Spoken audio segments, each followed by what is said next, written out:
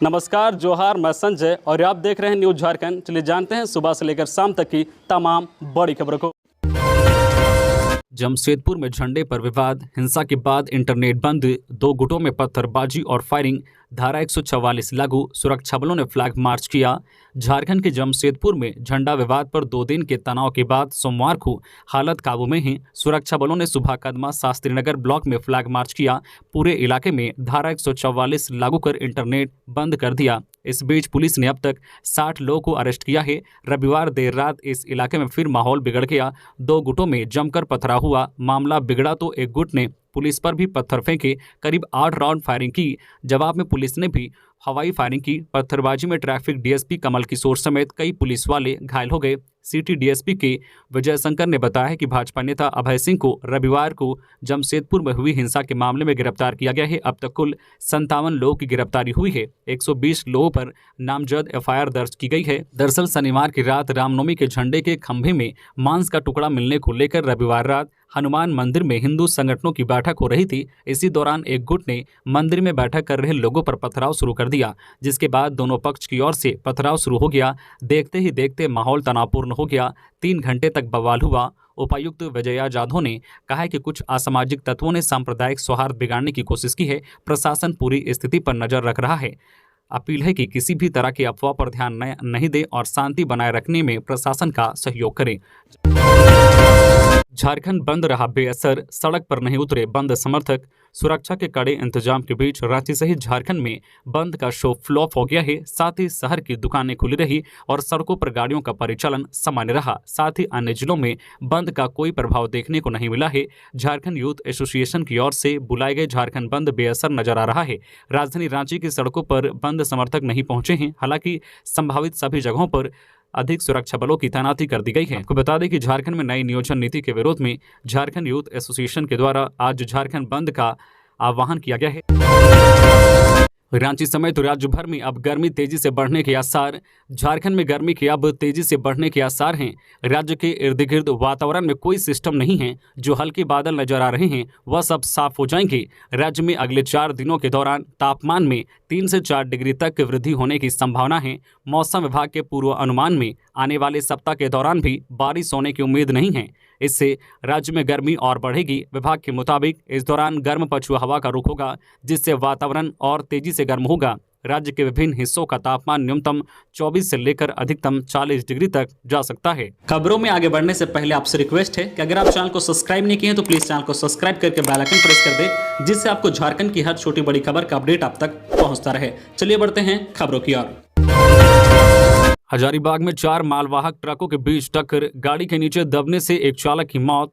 हजारीबाग जिले के Chauparan GT road स्थित दनुआ घाटी में 4 मालवाहक ट्रक के बीच टक्कर हो गई। टक्कर में एक चालक की ट्रक के नीचे दबने से मौत हो गई है। चारों गाड़ियां झारखंड के अलग अलग स्थानों से माल लोड कर बिहार की ओर जा रही थी। इसी दौरान बारी बारी से एक दूसरे से टकराती चले गई। सरिया से लदा ट्रक घाटी में करीबन 20 फीट गड्ढे में चला गया। घटना में घायल अन्य चालक और उपचालक को पुलिस ने इलाज के लिए चौपारण अस्पताल में भर्ती कराया है। घटना के बाद फिलहाल रोड को 1 वे कर दिया गया है। पुलिस राहत कार्य में जुटी है। सचिवालय घेराव से पहले बीजेपी ने निकाला प्रचार वाहन, रघुवर दास ने दिखाई हरी झंडी। सचिवालय के समक्ष प्रदर्शन और महाजुटान से ठीक एक दिन पहले यानी आज बीजेपी ने प्रचार वाहन निकाला है।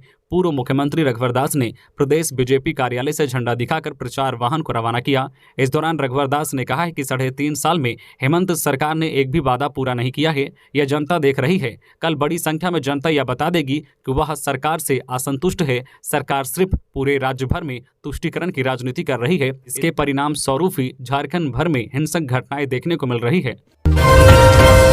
बोकारो में हुई दर्दनाक सड़क हादसा, जीजा साले की मौत। बोकारो के पिंडराजोरा थाना क्षेत्र अंतर्गत 4 लेन पर सड़क दुर्घटना हो गई। इस हादसे में बाइक सवार 2 लोगों की ट्रक की चपेट में आने से मौत हो गई। बाइक सवार दोनों रिश्ते में जीजा साला थे। रविवार देर रात वे लोग बाइक से अपने घर आदर्श कॉलोनी से ITI मोड़ गए थे, जिसके बाद वहां से लौटने के क्रम में तेलीडीह गंगाधर मोड़ के नजदीक वे ट्रक की चपेट में आ गए। मृतक के परिजनों ने पुलिस की पेट्रोलिंग टीम पर मदद नहीं करने का आरोप लगाया है। झारखंड में बढ़ते कोरोना संक्रमण के मामले, राज्य के कई अस्पतालों में मॉक ड्रिल, दूसरे राज्यों से यात्रियों पर रखी जाएगी कड़ी निगरानी। देश में कोरोना संक्रमण के मामले बढ़ने लगे हैं। इसका असर झारखंड पर भी नजर आने लगा है। रविवार रात के जारी आंकड़ों के अनुसार राज्य में इस वक्त कुल संक्रमितों की संख्या 57 है। 7 नए संक्रमित मरीज सामने आए हैं। 24 घंटे के अंदर एक व्यक्ति रिकवर हुए हैं। सबसे ज्यादा संक्रमित मामले की संख्या रांची में है। रांची में इस वक्त 23 कोरोना संक्रमित मरीज हैं। इसके बाद दूसरे नंबर पर पूर्वी सिंहभूम है, जहां 11 कोरोना संक्रमित मरीज हैं। केंद्रीय स्वास्थ्य मंत्री मनसुख मंडाविया से वीडियो कॉन्फ्रेंसिंग के जरिए सभी राज्यों के स्वास्थ्य मंत्रियों के साथ बैठक की है। झारखंड के स्वास्थ्य मंत्री बन्ना गुप्ता ने बताया है कि स्वास्थ्य मंत्री मनसुख मंडाविया से राष्ट्रीय स्तर पर एसओपी जारी करने का अनुरोध किया है। हम 10 और 11 अप्रैल को यानी आज और कल मॉक ड्रिल कर रहे हैं। राज्य सरकार भी कोविड-19 पर एसओपी जारी करेगी। राज्य के सभी अस्पतालों को एक्टिव मोड पर रखा गया है। ऑक्सीजन प्लांट लगाए गए हैं ताकि ऑक्सीजन की कमी न हो। बन्ना गुप्ता ने रेलवे स्टेशन व बस स्टैंड में दूसरे राज्यों से आने वाले यात्रियों की थर्मल स्कैनिंग शुरू करने का निर्देश भी दिया है। दूसरे राज्यों में कोरोना के मामले और तेजी से बढ़ रहे हैं। इसका असर अपने यहाँ कम हो, इसकी कोशिश है। राज्य में ज्यादातर मामले इसी तरह प्रवेश करते हैं, इसलिए जरूरी है कि यातायात के सभी माध्यमों पर निगरानी बढ़ाई जाए ताकि राज्य में कोरोना संक्रमण के मामलों पर नियंत्रण रखा जा सके। साक्ष्य के अभाव में बाबूलाल मरांडी हुए बरी। 2011 का था मामला। झारखंड के प्रथम मुख्यमंत्री बाबूलाल मरांडी आज आचार संहिता के मामले में एमपी एमएलए कोर्ट में हाजिर हुए थे, जहां स्पेशल जज एमपी एमएलए सतीश कुमार मुंडा की अदालत में मामले की सुनवाई हुई। अदालत ने साक्ष्य के अभाव में बाबूलाल मरांडी को बरी कर दिया है। मामला साल 2011 का है। ग्रामीण क्षेत्रों में पीने योग्य पानी के लिए मिलेंगे 3952 करोड़। हर घर में नल से जल की सुरक्षित आपूर्ति और गांव में बेहतर स्वच्छता के लिए ग्राम पंचायतों को स्थानीय सार्वजनिक सेवाओं के रूप में कार्य करने पर केंद्र सरकार का जोर है। झारखंड के ग्रामीण क्षेत्रों में पीने लायक पानी उपलब्ध कराने के लिए 15वें वित्त आयोग ने 5 साल के लिए 3952 करोड़ रुपए अनुदान की सशर्त अनुशंसा की है। हर घर, स्कूल, आंगनबाड़ी केंद्र, आश्रमशालाओं, पीएचडी या सीएचसी, समुदाय केंद्र, बाजारों और खेल के मैदान में पीने योग्य पानी की आपूर्ति की जिम्मेदारी निभाने में सक्षम बनाना लक्ष्य है। इससे गांव में जल जनित रोगों में कमी और स्वास्थ्य में सुधार होगा। स्कूल छोड़ने वाले बच्चों की संख्या में कमी आएगी। पानी और स्वच्छता के लिए 15वें वित्त आयोग के अनुदान का मुख्य उद्देश्य ग्रामीण स्थानीय निकायों, ग्राम पंचायतों को हर घर, स्कूलों, आंगनबाड़ी केंद्रों, आश्रमशालाओं, पीएचसी, सीएचसी, सामुदायिक केंद्रों, बाजारों और खेल के मैदानों को पीने योग्य पानी की आपूर्ति की जिम्मेदारी निभाने में सक्षम बनाना है। झालसा मुक्त कानूनी सहायता देने में देश भर में बना नंबर 1। लोगों को कानूनी सहायता देने में झारखंड राज्य विधिक सेवा प्राधिकार झालसा देश भर में नंबर 1 रहा है। झालसा ने कई मापदंडों में अपने प्रदर्शन पर सुधार किया है। जरूरतमंदों को कानूनी सहायता देने के मामले में नए प्रयास और निर्धारित मापदंडों का पालन करते हुए झालसा ने 3 साल में प्रदर्शन सुधारते हुए 14वें स्थान से पहले पायदान तक का सफर तय किया है। इंडिया जस्टिस रिपोर्ट 2022 के अनुसार झालसा को 10 में सर्वाधिक 6.1 अंक मिले हैं। विधिक सहायता उपलब्ध कराने के लिए पैनल वकील तय करने, इसमें महिलाओं को शामिल करने, निर्धारित बजट की राशि खर्च करने और पारा लीगल वॉलंटियर को प्रमुख पैमाना माना गया है। इन पैमानों में झालसा ने शानदार प्रगति की है। पैनल वकीलों में महिलाओं की संख्या भी बढ़ी है। झालसा ने कई ऐसे वकील भी रखे हैं जो सिर्फ झालसा का पक्ष रखते हैं, वह दूसरे किसी मामले में शामिल नहीं होते हैं। झालसा ने मुक्त कानूनी सहायता के लिए निर्धारित राशि का 90% से अधिक खर्च भी किया है। 400 किलो अफीम और डोडा के साथ 4 तस्कर गिरफ्तार। नशे के कारोबारियों के खिलाफ खुंटी पुलिस को बड़ी सफलता। नशे के कारोबारियों के खिलाफ पुलिस को बड़ी सफलता मिली है। एसपी अमन कुमार को मिली गुप्त सूचना पर खुंटी, मुरहू और मारंगहादा की पुलिस ने अवैध अफीम और डोडा की तस्करी करने वाले 4 अपराधियों को गिरफ्तार किया है। तस्करों के पास से अफीम और डोडा भी पुलिस ने बरामद किया है। खुंटी थाना की पुलिस ने 205 किलो डोडा, मारंगहादा की पुलिस ने 206 किलो डोडा, जबकि मुरहू पुलिस ने लगभग 3 किलो अफीम बरामद किया है। खुंटी थाना क्षेत्र के कुमकुमा गांव के पास से पुलिस ने एक पिकअप वाहन से 8 बोरी में रखे 205 किलोग्राम अवैध डोडा बरामद किया है। इस संबंध में खुंटी थाना में पिकअप गाड़ी के मालिक, चालक व खलासी के ऊपर एनडीपीसी एक्ट के तहत मामला दर्ज किया गया है। साहिबगंज में आग में 4 घर जलकर राख। प्रशासन ने पीड़ितों को राहत सामग्री मुहैया कराया। जिला में सदर प्रखंड के हरप्रसाद पंचायत के शोभनपुर के आबूशाम टोला में रविवार शाम भीषण आग लगी की घटना हुई, जिसमें 4 घर जलकर राख हो गए। इसकी सूचना मिलते ही मुफस्सिल थाना के साथ दमकल की टीम पहुंची और आग पर काबू पाया।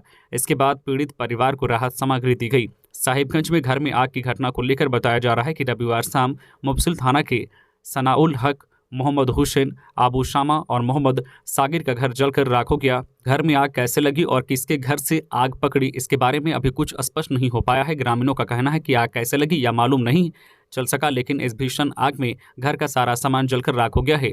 हम लोग पूरी तरह से खुले आसमान में रहने को मजबूर हो चुके हैं। हालांकि मौका रहते दमकल ने आग पर काबू पा लिया। मुफस्सिल थाना प्रभारी अनुपम प्रकाश ने इस घटना की जानकारी तत्काल गंगा पुल निर्माण कर रही दिलीप बिल्डकॉम कंपनी के मैनेजर भानु प्रताप सिंह को दी। साथ ही घटनास्थल पर वाहन भेजने की गुजारिश की। बीडीएल मैनेजर ने आग पर काबू पाने के लिए कंपनी का वाहन भेजा, जिसके बाद स्थानीय लोगों की मदद से आग पर काबू पाया गया। थाना प्रभारी ने बताया कि आग लगने की घटना अग्निशमन विभाग को दी गई थी, लेकिन दमकल की गाड़ी काफी देर से पहुंची, तब तक आग पर काबू पा लिया गया था। शोभनपुर के अग्नि पीड़ितों को जन वितरण प्रणाली दुकानदार राजेंद्र प्रसाद शाह ने प्रति परिवार 15 किलो चावल, एक लुंगी, एक साड़ी और 500 रुपये की मदद दी। डीबीएल कंपनी के मैनेजर भानु प्रताप सिंह ने पीड़ितों से मुलाकात कर उन्हें 5-5 हजार रुपये मदद के तौर पर तत्काल उपलब्ध कराया। वहीं मुफस्सिल थाना प्रभारी अनुपम प्रकाश ने भी पीड़ितों को चावल सहित अन्य खाद्य पदार्थ पीड़ितों के बीच बांटी। साथ ही उन्हें चावल, दाल, आटा, नमक, प्याज, आलू, मसाला व अन्य खाद्य सामग्री उपलब्ध कराया। सदर अंचलाधिकारी के कर्मियों ने घटनास्थल पहुंचकर नुकसान का जायजा लिया। बीजेपी के 11 अप्रैल को सचिवालय घेराव पर झामुमो का तंज, कहा शालीमार बाजार से कम ही होगी कार्यकर्ताओं की भीड़। झामुमो ने भाजपा द्वारा 11 अप्रैल को सचिवालय के समक्ष प्रदर्शन और महाजुटान को लेकर कटाक्ष किया है। झामुमो के वरिष्ठ नेता सुप्रीमो भट्टाचार्य ने कहा है कि पिछले दिनों भाजपा द्वारा कई एजेंसियों ने उछल कूद कराई गई, लेकिन नतीजा जब सिफर रहा तो अब इनकी नींद टूटी है। खबर है कि 11 अप्रैल को भाजपा के कार्यक्रम में गोड्डा से एक स्पेशल ट्रेन आ रही है। यह ट्रेन गोड्डा से चलेगी, जो दुमका, देवघर, जामताड़ा, धनबाद, बोकारो और फिर हटिया स्टेशन पहुंचेंगी। यह ट्रेन 18 डिब्बे की है। इसमें ज़्यादा से ज़्यादा 2160 लोग बैठ सकते हैं। इसको दोगुना भी कर दिया जाए तो 4320 लोग पहुंचेंगे। इतनी भीड़ बगल के धुरवा इलाके के प्रसिद्ध शालीमार बाजार में होगी। भाजपा के लोगों को वहीं चौकी लगाकर भाषण देना चाहिए था।